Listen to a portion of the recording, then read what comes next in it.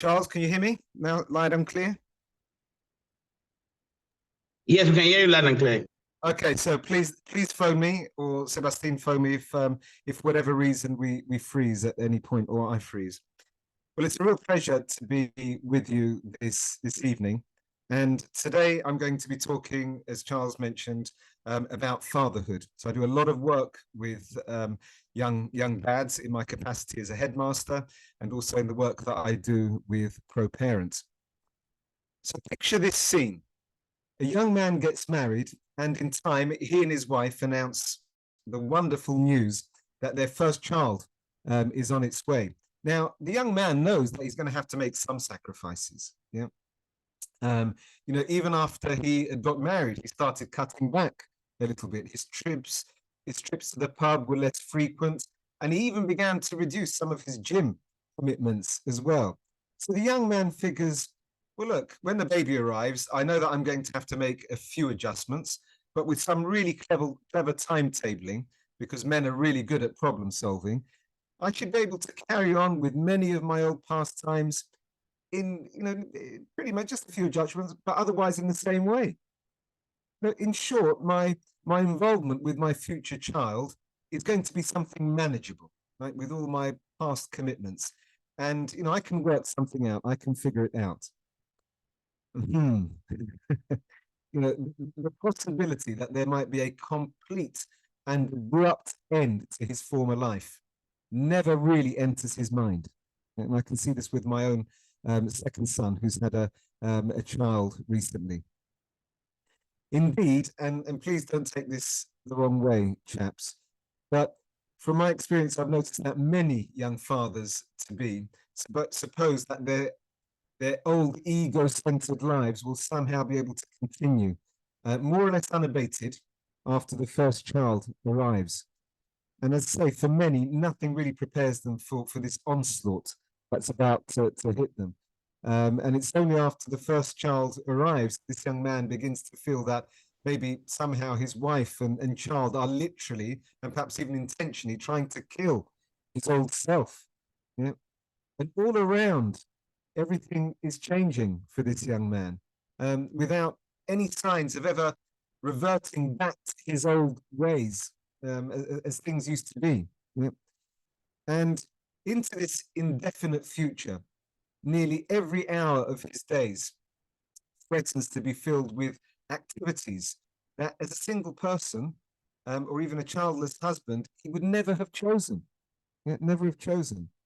Due to the continual interruptions of sleep, he's always mildly fatigued. Due to the long-term kind of financial concerns, he's cautious about spending money, forsaking some of those old consumer habits and personal indulgences that he used to have. He finds his wife equally as exhausted and preoccupied with the children. Connections with his former friends seem to be slipping away. Traveling with his children is like traveling third class in Bulgaria. Nothing against Bulgaria. If anybody's here from Bulgaria, it was just a joke. And so these changes go on and on for this young man. And in short, he discovers in a terrifying realization what Dostoevsky proclaimed long ago, that active love is a harsh and fearful reality compared with love in dreams. Yeah. Basically, fatherhood is just not what he bargained for. Yeah, it just wasn't what he thought was on the menu. Yeah, and moreover, he's confronted with a new enlightened cultural voice that asserts that fatherhood is only incidentally related to biology, and that traditional parental functions can somehow be fulfilled through a patchwork of other relations or surrogates. Yeah. So basically, his role isn't that important to society. We can fulfill your role as a father in some other way. Yeah. All the functions of a father, providing affection, protection, financial support, spiritual leadership, all of these things, all these functions can be fulfilled by anyone else or another group. It doesn't necessarily have to be him. Yeah. And the upshot for this young man, facing this unclear and uncertain future is often to flee, is to run away. His strong individualism, this mourning of the loss of his previous life and the feeling that he could easily be replaced by other surrogates. These basically leaving with this feeling, why do I need to stick around? I'm not needed here, really. And the outcomes are catastrophic. In the West, children are more likely now to have a smartphone than a father at home. Yeah. And studies are increasingly highlighting the devastation, the devastation that a lack of paternity is wreaking on children and on society generally. The children need father figures, especially boys. They need their fathers around.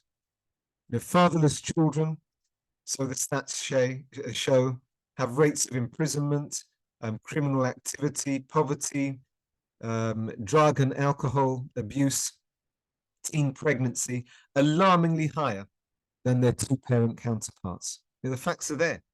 Yeah, we don't need to come at it from a purely religious point of view. The facts speak for themselves.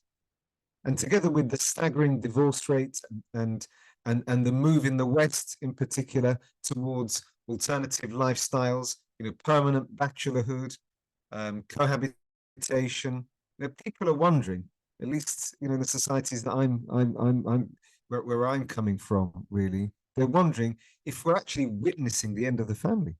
Yeah? But fatherhood matters. It matters. And we need to be convinced about this. I'm sure you've come across, or if you haven't, you might be interested to know about a survey conducted in Switzerland some years ago. And I'm sorry, I apologize if I forget all the details, but this survey revealed that if both parents took their children to church, there was about a 60% likelihood that their children would remain in the church, in their faith, as adults. About 60%. If only the father took his kids to church, it was still over 60%. Yeah? And if only mum took their children to church, it went down to 30%. 30%. I find this statistic astounding. Yeah, that basically there's not a great deal of difference between those families where both parents, I think it was slightly higher, where both parents were actively involved in taking their children to church. But if it was just the father, it was only a little bit less. It was still around the 60% mark. But if it was just the mother, down to 30%. It tells us a lot. Just as I say, dads taking their children to mass, to church, had a more or less equal impact to both parents taking them. And it shows how important for both girls and boys the father is in the religious upbringing of his children.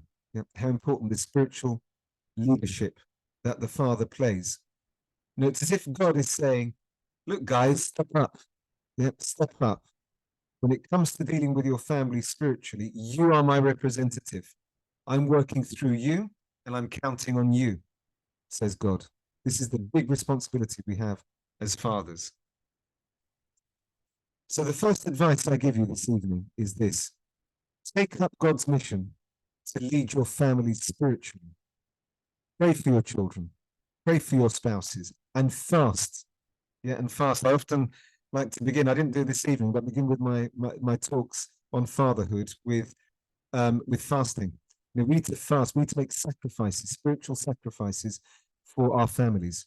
Whether it's giving up that dessert at the end of the meal, having that little less alcohol when we go out for a drink, whether it's that little discomfort that we can live with, because these little sacrifices draw down huge spiritual graces on our families, on your children, on your spouses.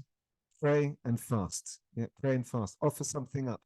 Offer up a daily sacrifice for your children and lead them in the practice of religion at home, morning prayers when they're younger. As they get older, then they can do that themselves. In our family, we would have a chain of events in the evening. So we would have the meal, everybody sitting down at the family meal.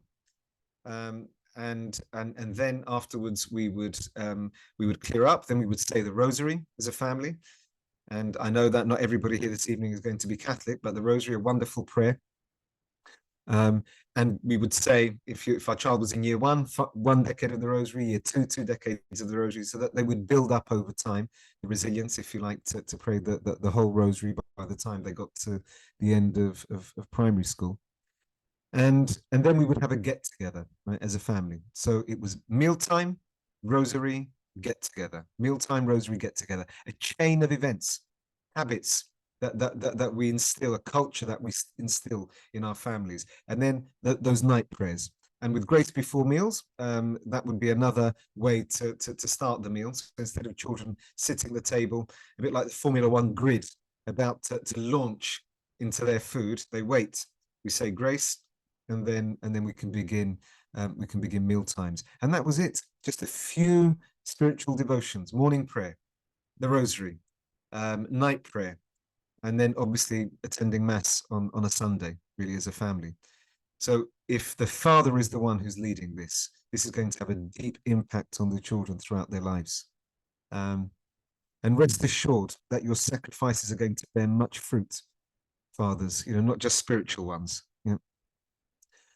A survey a few years back of thousands of US teenagers revealed that religiously active teenagers were less likely to engage in risky behaviors like substance abuse or unhealthy sexual activity or wasting time on mindless media consumption. Yeah.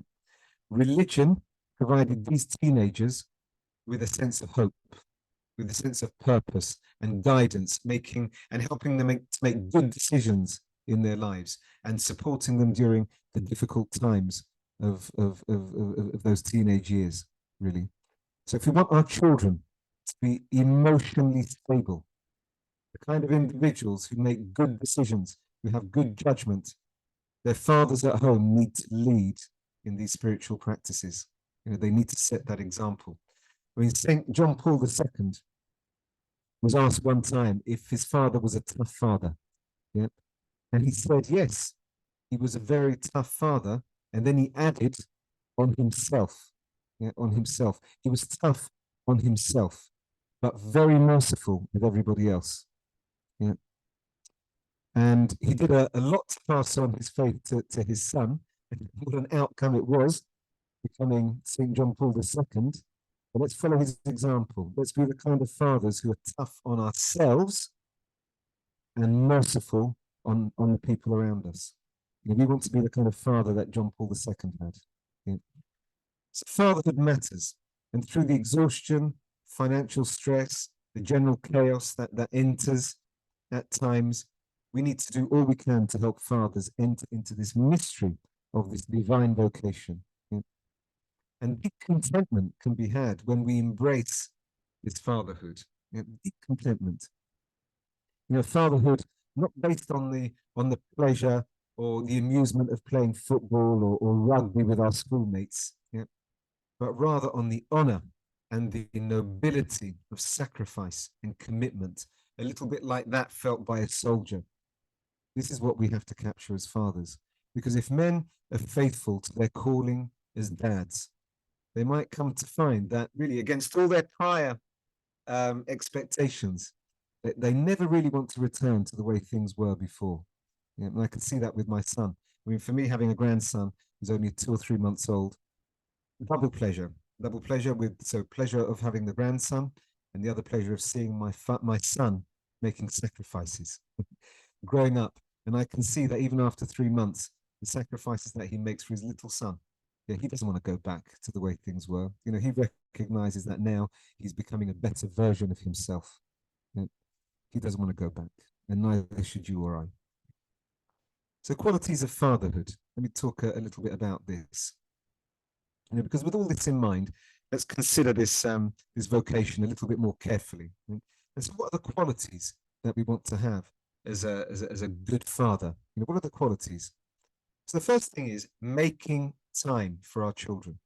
Yeah. We make time for our kids. Time full stop here. And I'm talking about just being with them. Right? I'm talking about whatever the activity, rest, play, chores, homework, whatever. Right? Because people often over the years have said to me, Mr. Candia, great time, but I give my children quality time. Right? Now, I'm sorry if I'm strong with this, but it's a load of rubbish. Right? Don't distinguish between quality time and quantity time. Children need both. Yes, fine, quality time when we're a little bit more focused, but they need quantity time. They just need time with their father, with their mother, obviously. But this evening we're focusing a little bit more on fathers. And in a busy world that we all encounter, remember that quantity time, as I say, is just as important as quality time. And how do children spell love? Children don't spell love Love. No, they spell love Ime. That's how we spell love with our children. You may recall the film Sully. This was when Captain Chelsea Sullenberger crash landed the US Airbus on the Hudson River. I can't remember, this was a number of years ago. And because of his skill as a captain, as a pilot, there were no fatalities that day on the plane. And yet the passengers on that plane, I often think, didn't know that they would escape death, right, as they took that brace position on that icy winter's morning. And because they didn't know the outcome, they didn't know that they were going to survive, they did what people do in that situation. They used what little time they thought they had left, because they just thought that maybe they just had a few minutes left. What they did was that they spent that time telling the people nearest to them how precious they are. One woman told her story, and she said, as soon as I knew that we were in trouble, I phoned my family to say I love you. To say I love you. Because the passengers believed with all their hearts that the time that they had now was limited to just a few minutes. And in those circumstances, they had to decide, as I say, what to do with their time. Now they could have, they had to ask, where are my priorities? Now they could have chosen in those last minutes to ring the garage where their car was being serviced. And they could have said to the chap, can you please make sure that you check the headlamps or whatever it is. They could have done that in the last few minutes while they were in that brace position. Or perhaps they could have chosen to call a colleague at work and say, look, we've got this presentation tomorrow morning. I might not be there, but I'm just phoning you to just ask if you could just tidy up, this slide or that slide. I mean, it's absurd what I'm saying, obviously, because they didn't. I'm willing to bet there was not one single person on that plane that made those kinds of calls, because what they did is what men and women do the world over when they know that time is short. They give it to their families.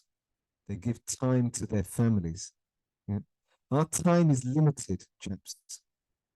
But we just don't realize it. We don't realize it. It's as if life goes by day after day, and because there's always tomorrow, the problem never seems to be critical.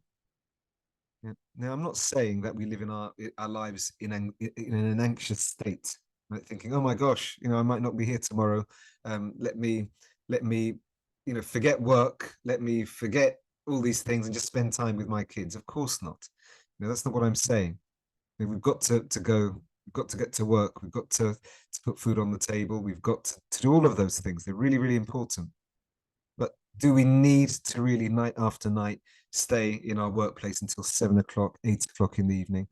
There might be times when that is the case, and that's fine. I'm sure that when that is genuinely the case, then our wives, they will make allowances, and so will our kids.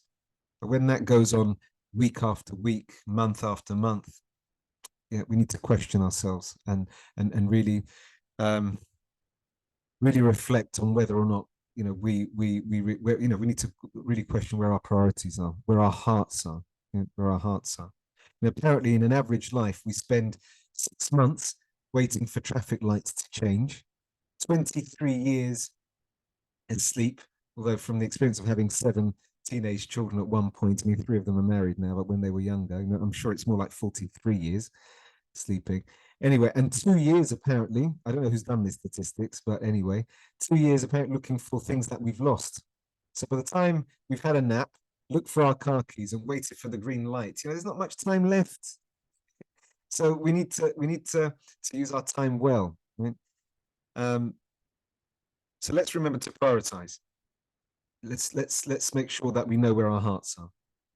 And next, I'd like to talk a little bit about the important role that fathers play in helping their wives. So we do this together as a couple to establish a school of virtue at home, because parents, fathers have a particular role in teaching virtue. And this is when we guide our children towards holiness and help them to become the outstanding young men and women who lead their lives by noble Christian principles, people of character. This is sometimes I'm asked, what is the mission of a parent? The mission of a parent is to form your children's character, right? And you form your children's character by leading them in virtue, by teaching them the virtue of faith, hope, charity, temperance, justice, fortitude, responsibility, order, and so on. This is how we form our children's character. And we form our children's character so that we lead them to search throughout their lives for what is good, true, and noble in life, for God, for truth, through goodness and beauty, for God. The virtues form character, character leads to God. And let's be honest, that raising children in this way, especially in this day and age, is incredibly challenging. Parents are under so much pressure to get it right, they're worried about social media, they're worried about pornography, about addiction, and so on. And parents are constantly doubting themselves. I can see it all the time.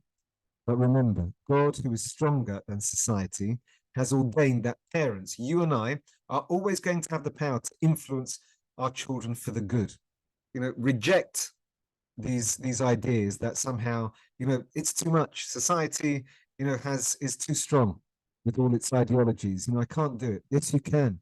You and I can, because God has ordained it this way, and God is much stronger than the influences working against us. But for this influence to be effective, dads need to lead by personal example when it comes to virtue.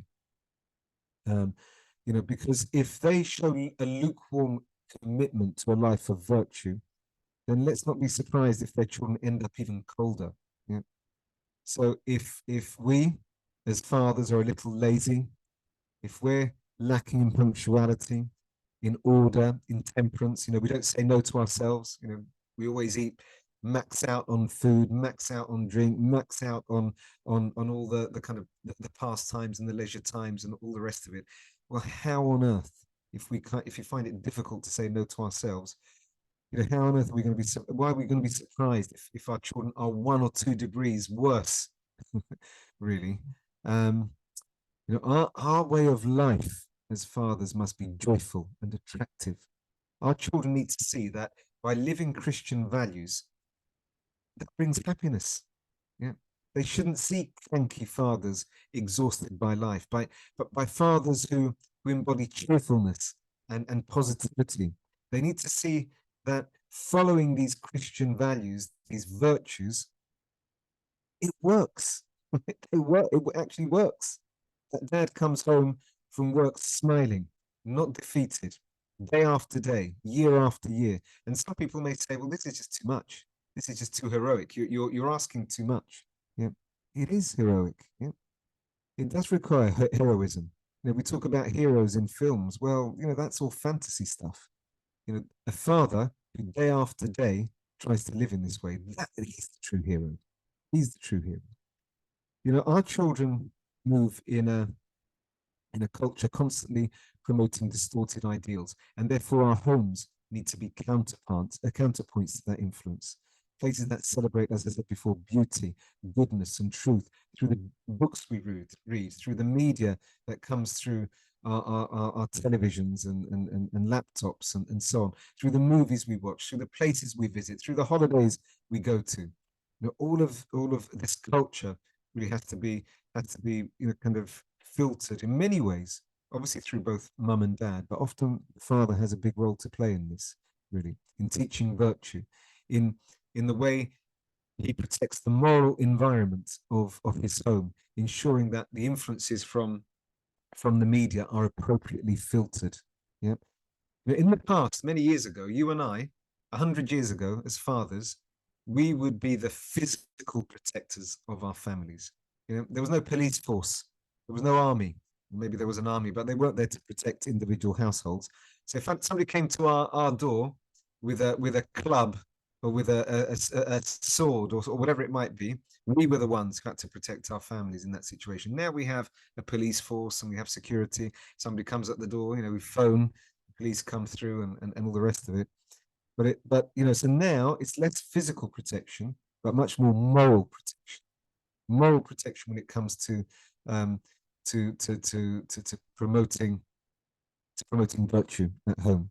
Yeah, and but this, you know, involves talking to our children about deep things, about you know, giving them advice, spending time with them, helping them to consider their actions, um, and making sure that those actions as they grow up, especially with teenage years, I always say to parents, make time once a week with your teenage child, talk with them once a week. Yeah. So you're going to 15, 20 minutes, one to one, no distractions. No, you know, we're going to go for a walk. We're going to go for a coffee. We're going to go for a meal, whatever it is. Yeah. As a Roman teacher wisely said, a young man must be overcome by reason, not by force. Yeah. It's a Roman teacher that, you know, over 2,000 years ago understood this.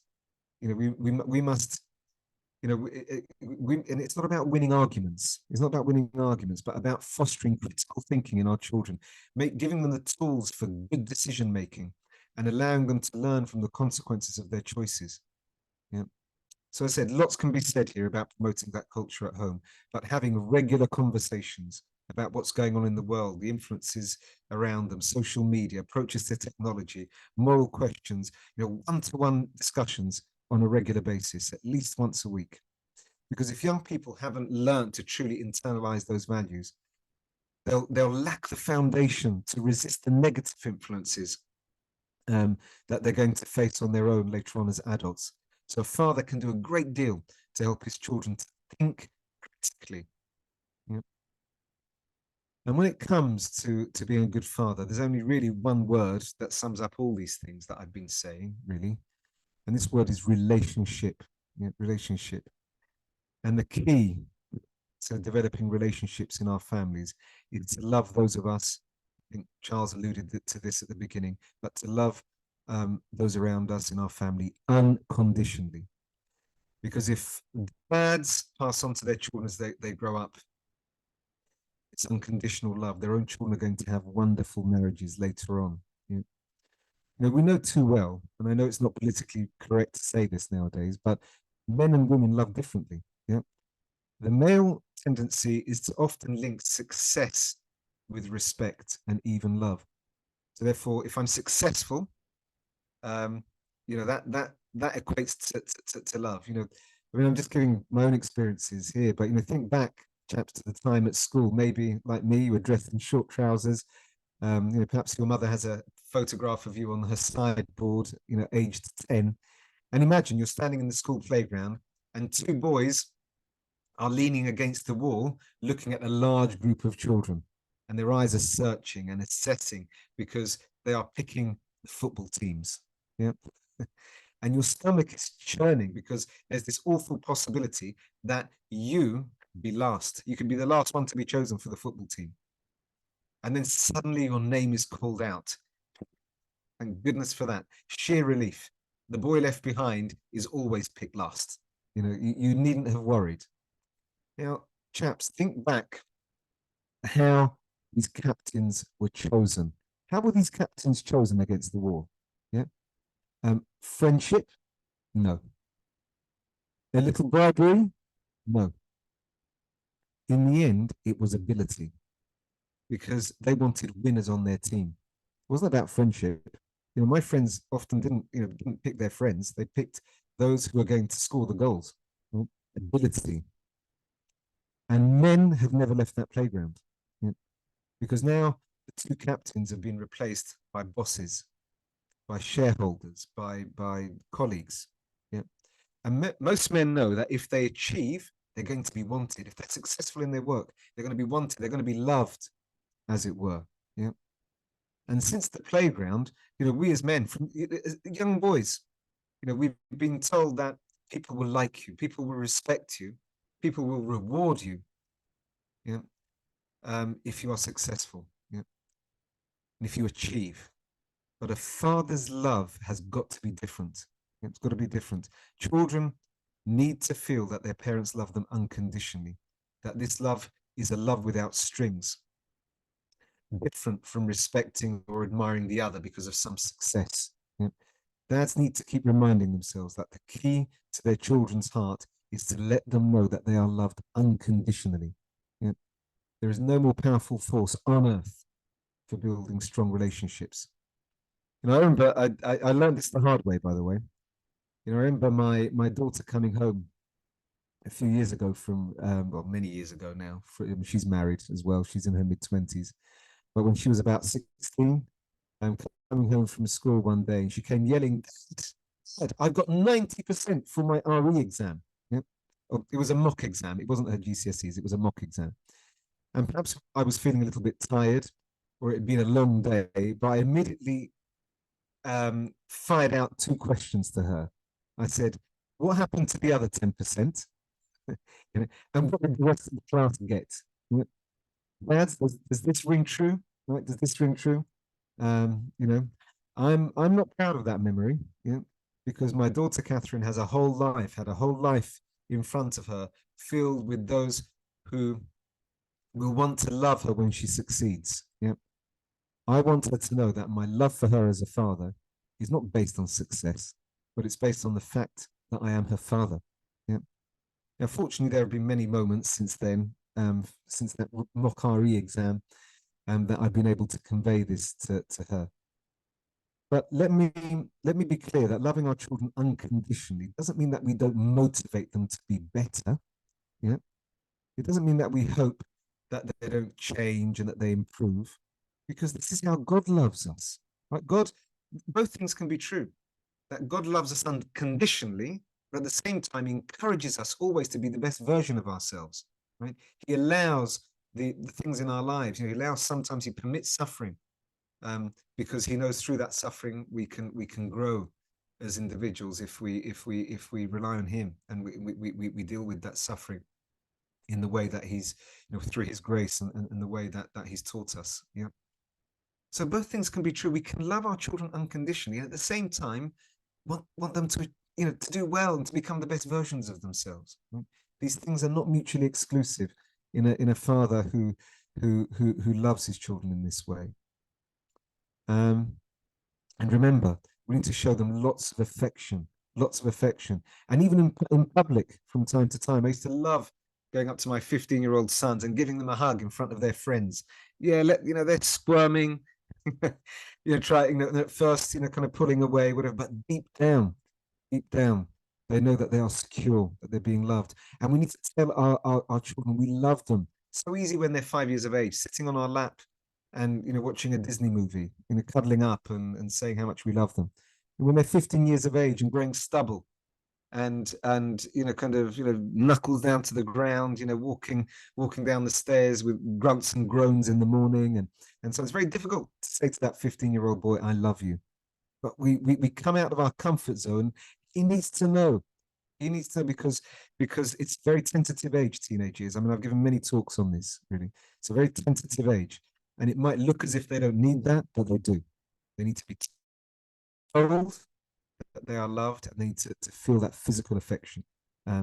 We need to kind of, we need to help them grow in emotional security and stability. Yeah. And um, as I say, in the past, we were physical protectors. Now our jobs are mainly there as moral protectors. Yeah. And unconditional love goes hand in hand with this idea of moral protection, really. And what you know, parents have a particular role when it comes to this moral protection. And to make this point, I want to, because I'm slowly coming to the end of the talk, I want to make to use the example of dads and the role they play in helping their daughters, for example, to choose the right spouse later on in life. You know, and this will come to all of you at some point if you have daughters. And by the way, I've asked my daughter's permission to tell you this story. But a number of years ago, again, the same daughter, she came to me, she was again 16, and she came to me in the garden just before her exams, public exams, and asked how I would feel if there was a boy who had taken an interest in her. And apparently this interest had a name, and this interest was called Stephen. So I switched the lawnmower off and asked my daughter to sit down at the garden table. I'll be honest, I wasn't happy at all. 16 years of age, I just felt she was too young. And this was her GCSE year, and I didn't want her to have any distractions. And I was also a little bit annoyed because she hadn't mentioned Stephen before, and I could feel one of my lectures coming on. Right?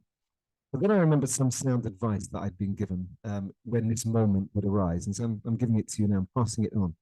And the advice was this, that make sure that when you deal with your teenagers, when you have to kind of deal with them in, on some issue, do so without this angry correction. Yeah. Good heart to heart talk is often better than 6 reprimands, especially when it comes to a sensitive area like this. So I sat across her at the garden table and I looked at her in the eyes. It's a good piece of advice, chaps. Look at your daughters in the eyes when you're having these kinds of conversations. Men like to kind of talk at right angles. Let's look at them eye to eye. Very important. And anyway, I sat opposite her, and with a strong sense of fatherly protection, I told her that it was wonderful to see her turning into this fine, young, pretty woman. And it was understandable that as she got older, that boys would start taking an interest in her. However, I also told her that every single young man who entered her life had to meet my approval first. Remember, moral protection. I asked her to bring Stephen home so that I could meet him and I could tell her what I thought about him. And she rolled her eyes and, kind of gave a little smile and so on, but probably deep down was feeling, this kind of paternal protection. And then I moved the conversation onto modesty, and a subject that I'd raised with her several times. We as fathers need to raise these conversations with our daughters as well as our sons. And I reminded her how important it was to dress modestly and to follow her mother's example in this area. That when she dressed modestly, she was attracting men's attention to her face, and especially her eyes. And I told her that I had fallen in love with her mother's eyes, because the eyes are the windows to the soul. I'd fallen in love with her mother's eyes all those years ago, and I wanted her future husband to do the same with her, recognizing her feminine beauty from within. And in this way, that I could be sure that her future spouse would be somebody who would be affectionate with her and want to protect her and respect her. Because love consists in a unity of souls. And I reminded her that if she didn't dress modestly, that a man's attention would be everywhere else other than her face. Because as a man, I was qualified to tell her how other men thought. And I gave her the example of the young man cuddling shoulder to shoulder with his girlfriend, holding hands. And the thing is, a woman in this situation might think she's lighting some kind of a candle in her boyfriend's heart.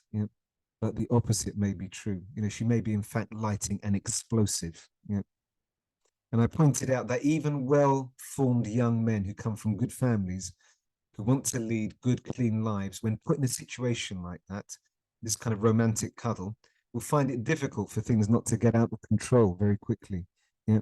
And I stressed again and again that I wanted a future husband to deal with her with affection and with respect, same kind of respect that I had for her mother and that I had for her. So my message to my daughter in the garden many years ago was simple.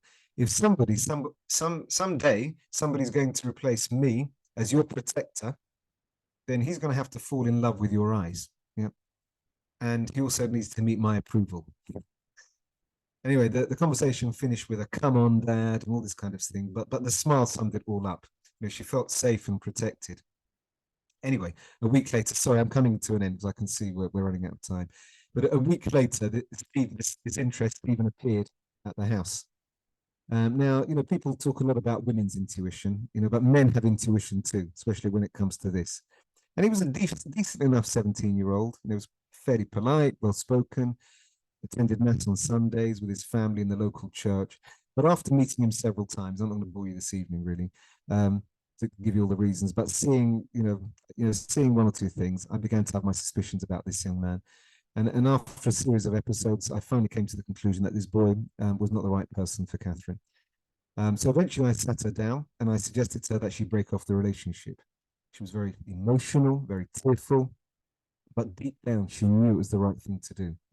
On several occasions, she'd even privately said to me, why isn't Stephen more like my brothers? She knew deep down. And she admitted she'd never been completely sure about him and so on. Anyway, my intervention was timely and it given her the resolve she needed, because sometimes in this situation, the girls don't have the resolve. They just feel, that emotionally, how's he gonna take it, and all this kind of stuff, really. And it was difficult for her, but there were many tears. And later on that week, she broke off with Stephen. And then just before she went off to a residential college in London, and she mentioned how some of her friends who were going to university had been quite emotional about leaving their boyfriend behind, going on to university because of this emotional attachment.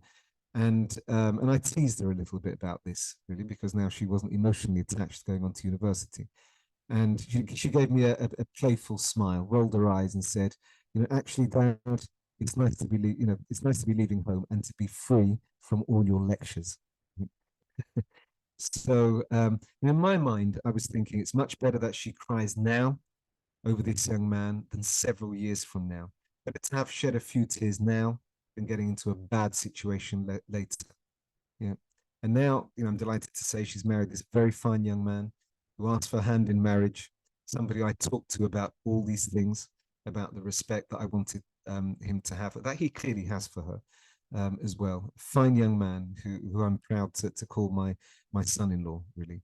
We have instincts as fathers.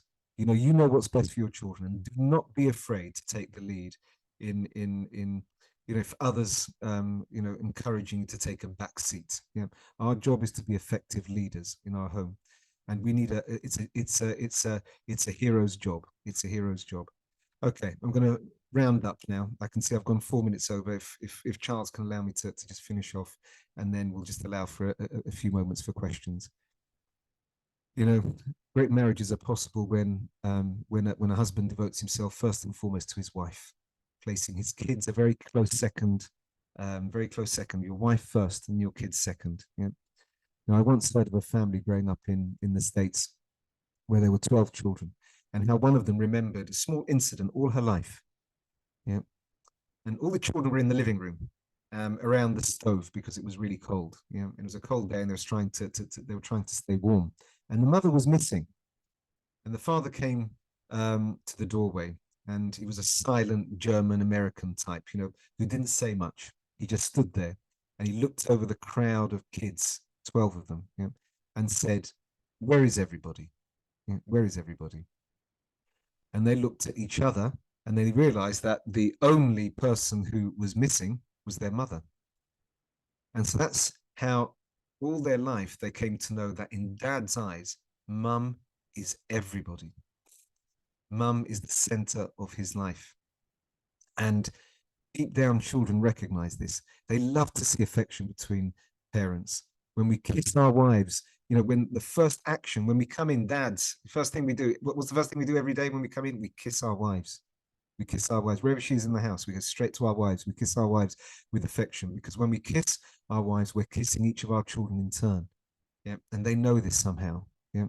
When they see us kissing our wives, they know deep down that we love each and every one of them. They sense somehow that each and every one of them is there because of the love between mum and dad. So, while I spend a fair amount of time urging parents to spend time with their children, nevertheless, the greatest thing parents can do for their children is to love each other and to spend time with one another. My challenge to you this evening is this: be able to look, especially fathers, in the mirror many years from now and say that you've done all You've done your best to help your children to become great people who lead their lives centered on God. And later, when you overhear your kids and you see them handling tough situations like you want them to, or even better than you expected, when they do the right thing without being told, when you see your own values and in them and in their own marriages for keeps, then alongside your wife, you can say, we've won. Yeah, we've pulled it off. And what a magnificent adventure it was. Fatherhood is a magnificent adventure. Okay, I've finished there. I'm sorry that I ran on a little bit. Apologies. Wow, that was mind blowing. We will take your questions now. Please indicate by raising up your hand to ask your questions.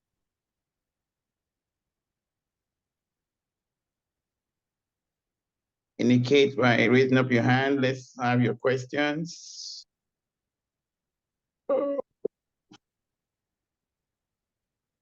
Yeah, let's have your questions. Okay, while you're warming up, digesting the content to ask your questions, Ciro, we have one or two comments. Are you ready to take them now? Those.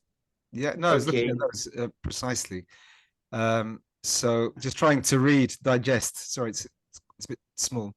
So responding to Jude, delinquent children and misbehaving adults in Nigeria is usually the absence of unity in the home.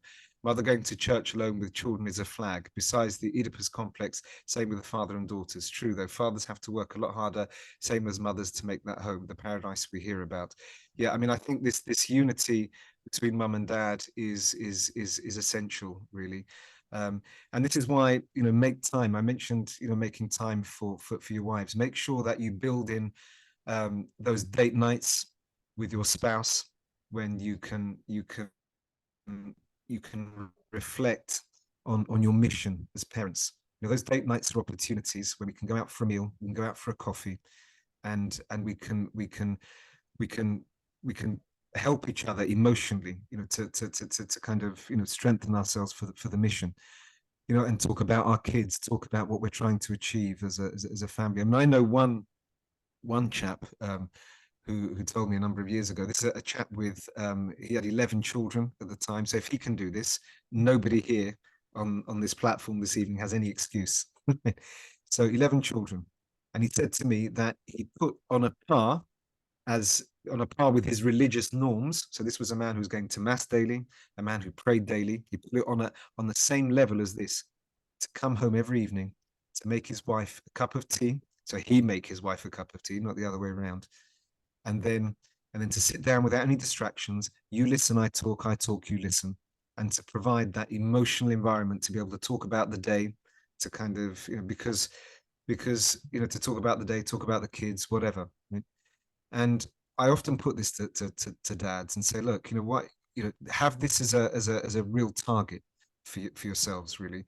Because to do it one day, easy. Try making your wife a cup of tea every single day when you come home from work, and making this space when the kids are in bed, or even if they're not in bed, for 5 minutes, unless they're babies or little toddlers, they can be on their own for 5 minutes. And it's good for children to know, look, there's mum and dad time here, when we need to foster that unity. And try doing that for a month, and I'm more than happy through Charles and Sebastian to send you a certificate, and to kind of put you on a pedestal, because doing it for a month is going to be a real challenge.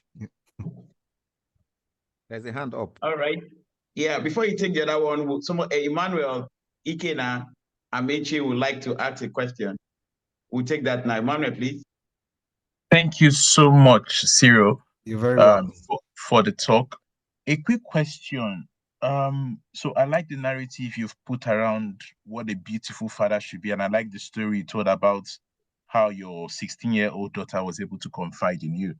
So, but for those of us on the call who have missed it, so to say, how do we retrace our steps? I know it's easy for us to say start from where you are, but how do we retrace our steps?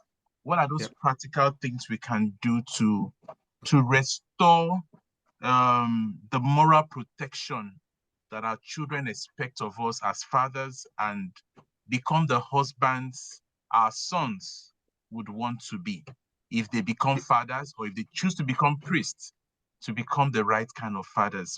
Where do we start from? Because for me personally, I ask for myself, and I feel a few people on the call also feel the same way, because you look like a role model father, but some of us are like, oh gosh, where do I start from? Thank you. No, what a beautiful question. Thank you very much. And I think really, that in many ways encapsulates, probably a whole umbrella of questions and concerns and so on. I mean, the first thing to say is that we're human, right? We're human, and God has factored this in to this mission, right? Because if God had given us a mission as fathers, which required us to be, perfect from the moment that our children, came home from the hospital, from the moment they were born, then what a cruel God that would have been. Right? What a cruel God that would have been. God, in many ways, when we look at the relationship that God has with us, it's a relationship of constant renewal. It's for those of us who are Catholic, we have the sacrament of confession, when we can go back to confession and start again. And that's real starting again. It's a real renewal. It's a real, maybe the friendship has been broken, but then it's restored even stronger than it was before, really. And we can take this parallel into our relationship with our children, really, because, our paternal fatherhood is reflection of the divine fatherhood, right? So if God is like that with us, well, then this is how we are with our children. So we're human, right? So we're humans. Let's not be surprised if we're constantly, it's not that you've heard this talk this evening and that from this moment onwards, well, that's it. Okay, well, I'll never make another mistake or whatever it might be. No, not at all. Right, so the first thing to say is God has factored all of this in. He's made allowance for the mess that we make as fathers, really, on a continual daily basis, right?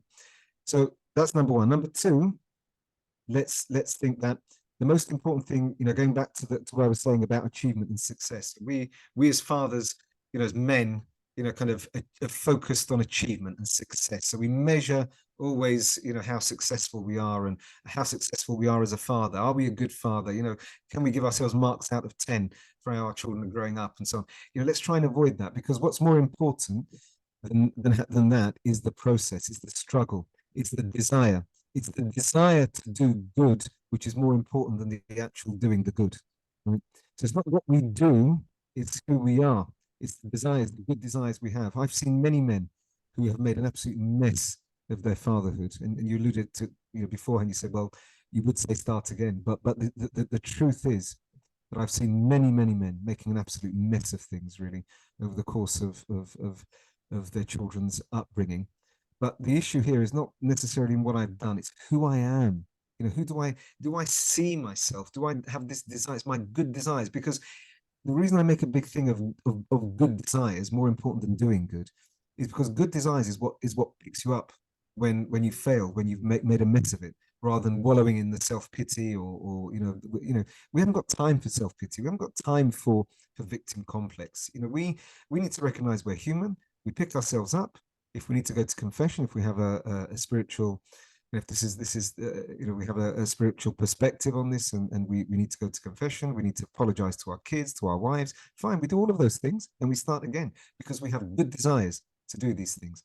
And then to say that it's never too late. This is the last thing I want to say. Never, ever too late. Yeah. I mean, we as fathers basically are going to provide this moral protection, this example of virtue from the moment they're born all the way to our last breath. Our last breath. I mean, my father, who died 5 years ago, so I'm an only child. My father died 5 years ago from dementia. Both my parents riddled with dementia, and so he had Alzheimer's, and so he went through a period of rapid deterioration. And then in the last few years, this was a very active man who was mid-70s, was playing football with his grandchildren and all sorts of things. By the age of 80, was just a shell of a man lying in his deathbed in hospital. And every moment during his deterioration, I was learning from him. The very last breath. I mean, he was a man of great faith, and as he began to deteriorate with dementia, the last thing that went was his those spiritual norms. He would go to mass every day, and he would wake up at 3 o'clock in the morning, 2 o'clock. Sometimes he wouldn't even go to bed. He would be standing by the door, because they were living with us. He'd be standing by the door, dressed in his clothes from midnight all the way to 9 o'clock in the morning, because he was worried that he would miss mass the following day. And I say this because the example that we give. You need for something? So I didn't get that. Sorry, I freeze. Apologies. I was saying that with my father and the example that he gave, even within the state of dementia, when everything had gone, all his faculties had kind of had gone. You know, the one thing that remained was his love for the mass. You know, being prepared to stay up all night because he was worried that he was going to miss mass the following day because his sense of time and everything had gone, really. And what I learned from my father in those last years was how strong a man of faith he was. So, you know, the thing is, don't worry about the mistakes that you've made. Don't worry if you're starting now when they're children of 15 or 16. You know, don't worry about you know, all these things really, because your children are resilient. God has factored all of this in, and you can start exerting that powerful influence as protector, and you know, leading your children, that spiritual leadership. You can start that now, today, this very evening. Yeah.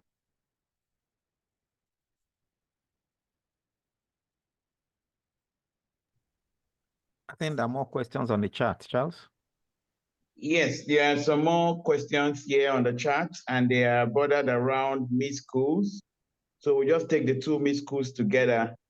One is, please, for those who work in mid school, what is the best approach to admonish teens who are emotionally attached to each other despite their efforts to stay from each other? And Charles, closely related to, did you get that?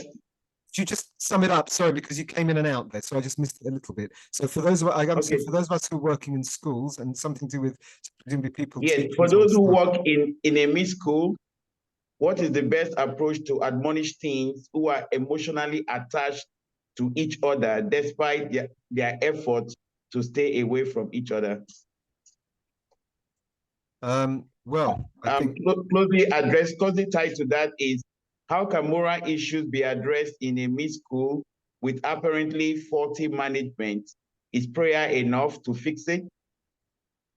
no, very good question. I mean, this we could do another talk on this, and so don't worry, I'm not going to. But this is a massive area. Obviously, I mean, it's not it's connected to today's theme, but you know, it's separate a little bit.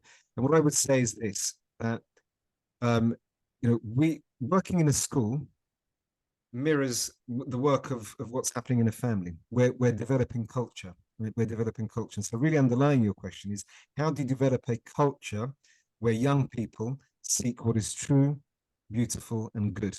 Right? That really is at the heart of the question. And obviously creating that culture. So first of all, it starts from the top. It starts from the leaders in the school, or the leaders in the family, mum and dad, having a very clear idea of their mission, a very clear understanding of what it is that what you're trying to achieve in the school, right? Which is the character formation of those children. And then you step back and say, right, do we all have as leaders in this school a clear understanding of our mission? Yes, we do. Okay. So how do we form that culture? How do we shape the attitudes, the positive attitudes that we want the students to have with each other, the positive attitudes that we want the parents to have with the staff and the staff with the parents, etc., etc. How do you shape those attitudes? Well, you shape those attitudes in different ways, right? And I mean, just kind of three things come to mind. We shape those attitudes first of all by personal example.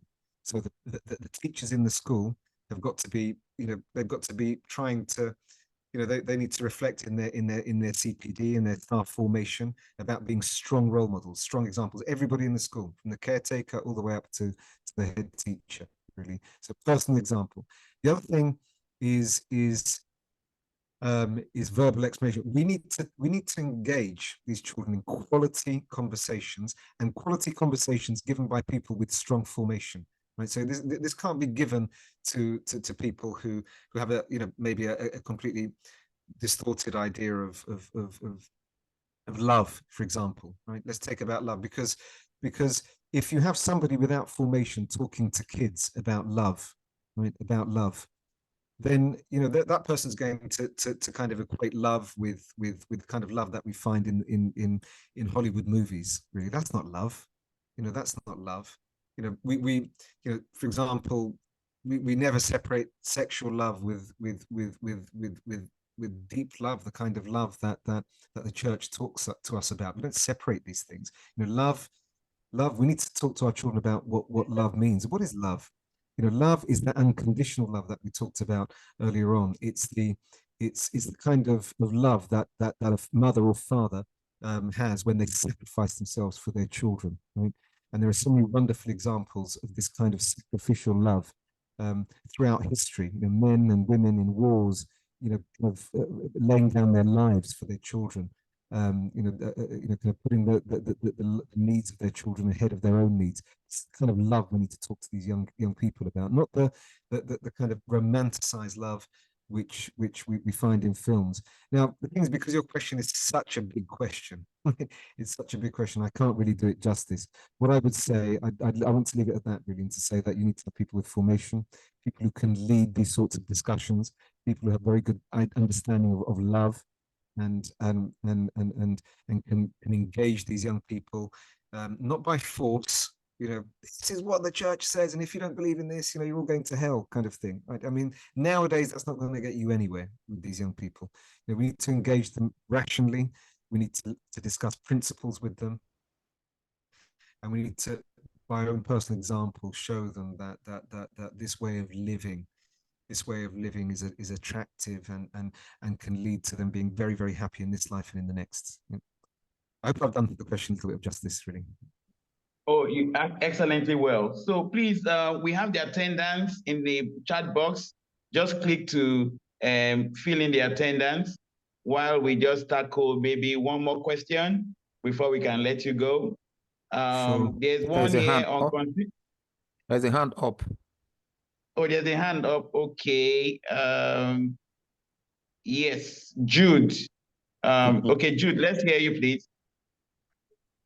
I just want to know, like in England, is there a way that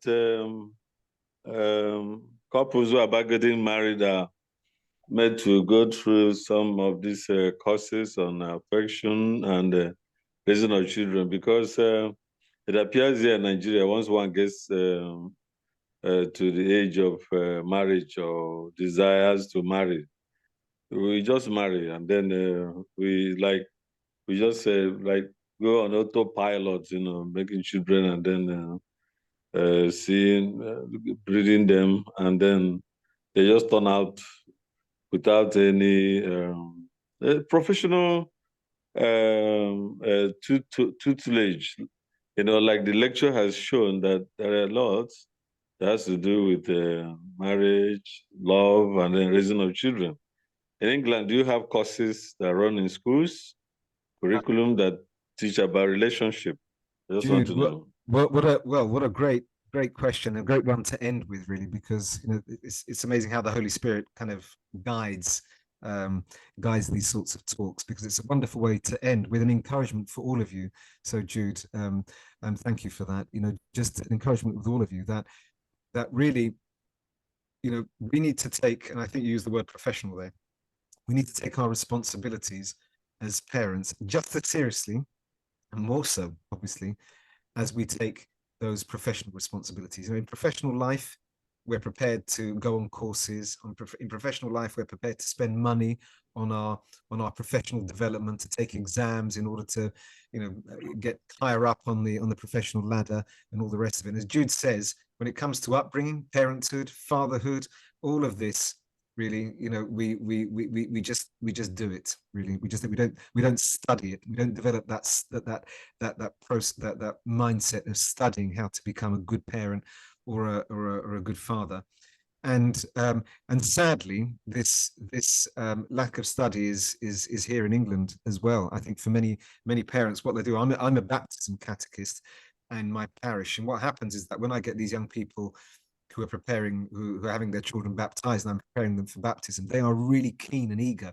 And many times what happens is that these young people have maybe wandered away from the faith, but then having their children baptized, they return back to the faith, and they want to know, and they want to be inspired, because they want to do the right thing by their little son, their little daughter, really. And so they're very keen. And yet these same parents 7 years later, when it comes to First Holy Communion preparation, what's happened is that they've lost their way, and now they become grumpy. So when they meet with the parish priest and they've got to send their child to the First Holy Communion class on a Saturday afternoon, they're grumpy because on a Saturday afternoon there's football practice and there's rugby practice and there's ballet and all this kind of thing. And then they start putting pressure on the parish priest, and they say to the parish priest, no, change the time for the First Holy Communion because because we can't make it then, and so on. What on earth has happened to these parents, right? What has happened between these eager, keen parents when their children were being baptized, and now they've just kind of lost their way when it comes to a number of these things? I know not quite related to what you were saying, Jude, but just generally in relation to the important priorities in parenting. What's happened? Well, what's happened is that those good desires that I was talking about earlier on, those good desires have grown cold. Yeah, can they be rekindled? Can they be